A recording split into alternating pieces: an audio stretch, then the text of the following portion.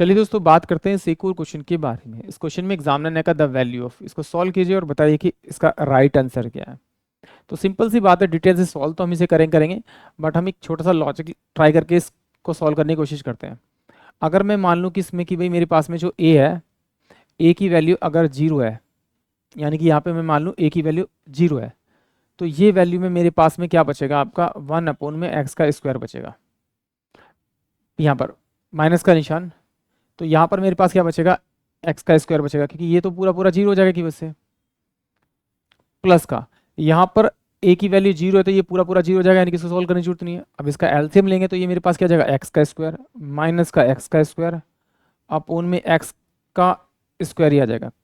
LCM. तो zero by में x का स्क्वायर, यानी कि इसका जो आंसर आएगा वो जीरो आएगा, यानी कि ऑप्शन डी जो होगा वो इस क्वेश्चन का करेक्ट आंसर होगा। इस टाइप के क्वेश्चन को आप इस तरह से भी कर सकते हैं। आप ए की जगह आप एक्स को भी जीरो मान करेंगे तो भी आपका आंसर सेम आएगा, यानी करेक्ट आएगा। चलिए आइए सॉल्व करते हैं अब इसको एक बार डिटेल से। अब देखिए पहले मैं इसको और इसको सॉल्व कर लेता हूँ। इसका क्रॉस मल्टीप्लाई करूंगा तो ये मेरे पास में क्या आएगा, ए का स्क्वायर माइनस का ए एक्स और प्लस का ये एक्स का स्क्वायर हो जाएगा।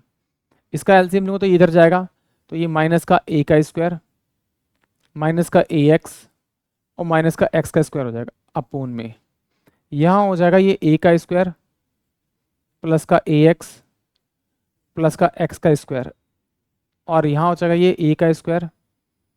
प्लस का एक्स का स्क्वायर और माइनस का ए एक्स प्लस में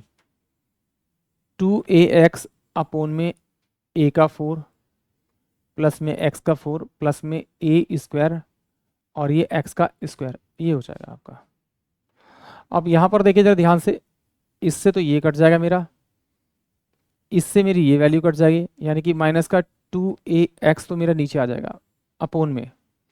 अब यहाँ पर देखिए क्या आपको कोई एडजस्टमेंट दिखाई दे रही है। अगर मैं इन दोनों को साथ में, सॉरी इन दोनों को अगर मैं साथ में ले लूँ, मतलब सिंपल सी बात है, अगर मैं इसको ऐसे कर दूं आपका ये प्लस का एक्स का स्क्वायर और प्लस में ए एक्स, तो इन दोनों को मैं ए मान लूं और इसको मैं बी मान लूं, तो क्या मेरे पास में ये ए माइनस का बी और ये ए प्लस बी का फॉर्मूला बनेगा, ए का स्क्वायर माइनस का बी का स्क्वायर, बिल्कुल बनेगा। तो मैं यही वैल्यू यहाँ पे रखूँगा, तो ये मेरे पास हो जाएगा ए का स्क्वायर और एक्स का स्क्वायर और माइनस में क्या हो जाएगा, ए एक्स का स्क्वायर, यहाँ पर प्लस का 2ax अपोन में ए का 4 प्लस में एक्स का 4 और प्लस में ए स्क्वायर और ये एक्स का स्क्वायर। जब इसे खोलेंगे तो ये मेरे पास में क्या आ जाएगा आपका, माइनस का 2ax अपोन में ये ए का 4 हो जाएगा, ये एक्स का 4 हो जाएगा, प्लस में 2a का स्क्वायर और ये एक्स का स्क्वायर और माइनस का ये ए एक्स, यानी ए का स्क्वायर और एक्स का स्क्वायर, प्लस में 2ax अपोन में ए का 4 प्लस में एक्स का 4 प्लस में ए स्क्वायर और एक्स का स्क्वायर, ये इसकी वैल्यू हो जाएगी। अब देखिए इन दोनों को अगर सॉल्व करूँगा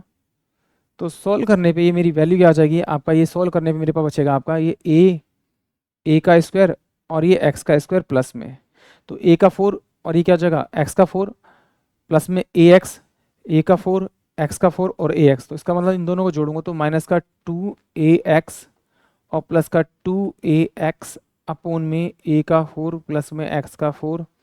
प्लस में ए स्क्वायर और एक्स का स्क्वायर इक्वल टू में क्या हो जाएगा आपका 0 हो जाएगा। यानी कि ऑप्शन डी जो होगा वो इस क्वेश्चन के लिए करेक्ट होगा। या तो आप डिटेल से सॉल्व कर लीजिए या फिर एक्स और वाई की किसी एक वैल्यू को 0 मान लीजिए, आपका क्वेश्चन का आंसर करेक्ट आएगा। आई होप आप सभी को क्वेश्चन समझ में आया होगा।